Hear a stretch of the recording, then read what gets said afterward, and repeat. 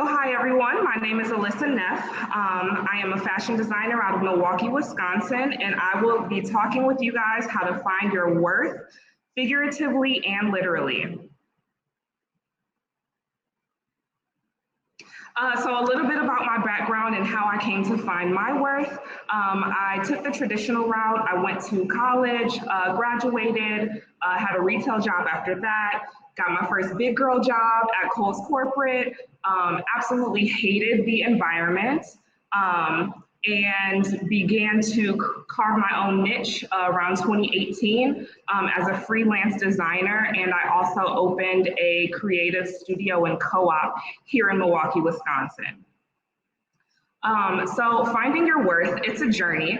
I want you guys to get really comfortable just allowing yourself the freedom to find yourself. Do not be a victim in your own storyline. I need you all to realize just how powerful each and every one of you guys are. I know doubts have a way of consuming us.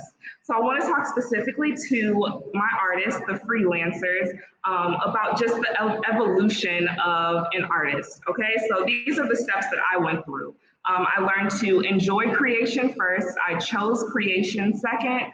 After that, I proclaimed that I'm an artist, and we all know how hard it is to just tell yourself that you're an artist, but also to tell other people that you're an artist.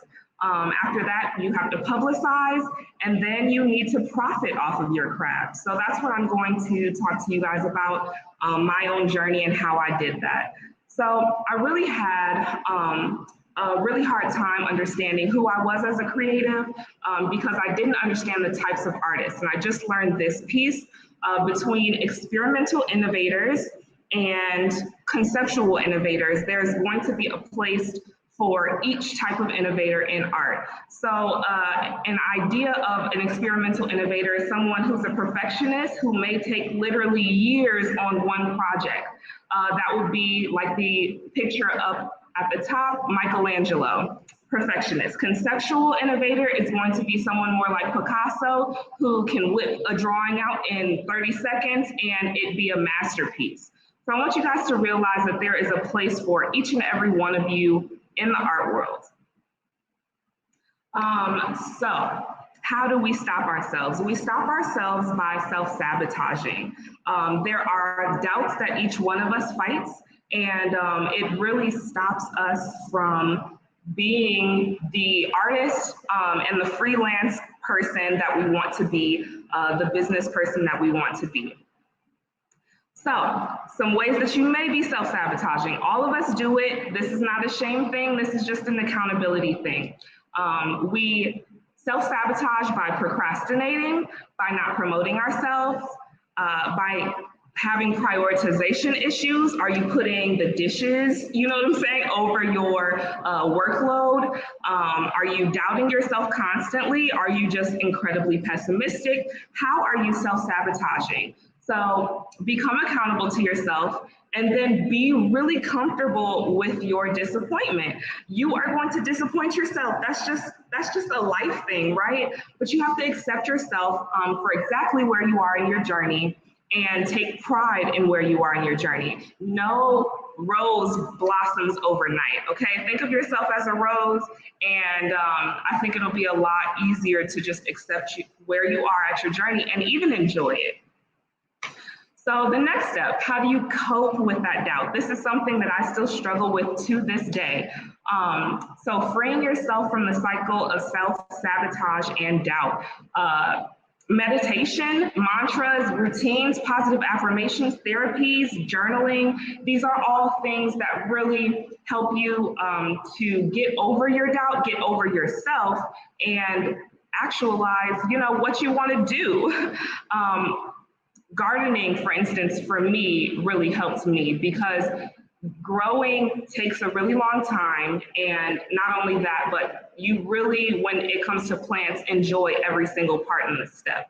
Okay, and then you guys need to test out your solutions. So if you are in a place where you're like, I don't know what works for me, that's okay. Like, that's a thing, right? So just test out what solutions are going to work best for you and find yourself in that.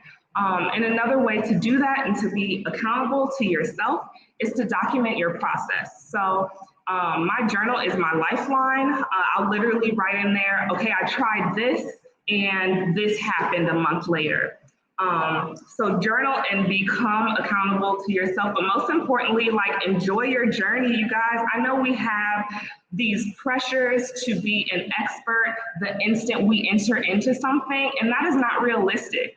Not only is it not realistic, but it puts way too much pressure on you, and it kind of prohibits you from enjoying the now. Okay, so now that we discussed that, we're going to talk about how to literally find your worth, because you are a business. You are a business, okay? So identifying your yearly salary. You not only need to cover your expenses, but you want to pay yourself and you want to save as a freelancer. How to identify your yearly salary. It's a really simple thing. I think people make finances way too inaccessible. They make it seem like it's a foreign language. It's not, y'all. It's real simple, okay? So you can screenshot this if you want to, but how I came up with my yearly salary that I wanted to pay myself was adding my expenses, my savings account goal, my debt, and my taxes for the year, and that equaled my yearly salary. Okay, not only that, but when you're coming up with your sales prices as a freelancer, you're going to want to research the competition. Okay, so you need to know what a corporation would be paying you and compensate yourself similarly. You also need to know what your competitors are charging, and if you're new in the game, put your sales marker a little bit under the competition in order to stand out and build your clientele. And you can go from there. You can always raise your prices. But this is really how you're going to get the most bang for your marketing, so to speak. Okay, so creating your sales goals. Now that we've talked about, what your sale number would look like, the goal is really important too. So you want to also screenshot this. It's super simple. Add your expenses, your investment, your incidentals, your profit margin, and that's going to equal your sales goal. Always add some cushion in there. When I start adding my numbers up, I like to round up. I don't do cents when it comes to sales goals, and I like to really have it be even. So for instance, if I added all of this up and it equal, let's say $997, I'm shooting for like $1,200 just to make myself comfortable as a sales goal. All right, and then last but not least, you want to track your progress. Just like when it came to figuratively finding your worth, tracking your progress is going to be really important for literally finding your worth, because you are a business. Remember that. So there's no time for feelings in business, okay? You need to track your sales so that you can become accountable for your goals, and not only that, but it also lets you know if your sales goals and your yearly salary do not align, because in that case, it is okay, again, enjoy where you are in this journey, but you need to have a side hustle. You need to have a side hustle to make up that difference, because yeah, we're not trying to be broke over here, okay? So just be okay with literally every single place that you are in your journey, and make it work. Make it work for yourself. And once again, reward yourself, okay? You treat yourself. You need to have, maybe it's monetary, maybe it's a spa day, who knows? But you really need to incentivize your goals, and you probably will see just how much you're able to accomplish, rather than just depending on the numbers and having that happen for you. So to recap, I just really want to encourage you guys to reach your potential and to tap into the God in you, really. You are invincible, and I need you to believe that in order for you to get out of your own way, enjoy each place in your journey, create accountability with yourself, and become best friends with your budget, you guys. I used to hide from my budget. I still sometimes hide from my budget, and you're only fooling yourself. You literally have to let your budget take you out sometimes, let your budget talk to you, let your budget let you know what you need to do better, what it needs to do better. Become best friends with your budget.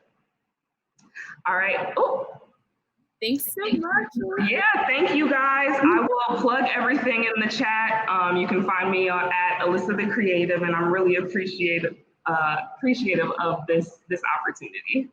Your side speaker. I'm sorry? Your side hustle as a motivational speaker. Thank you.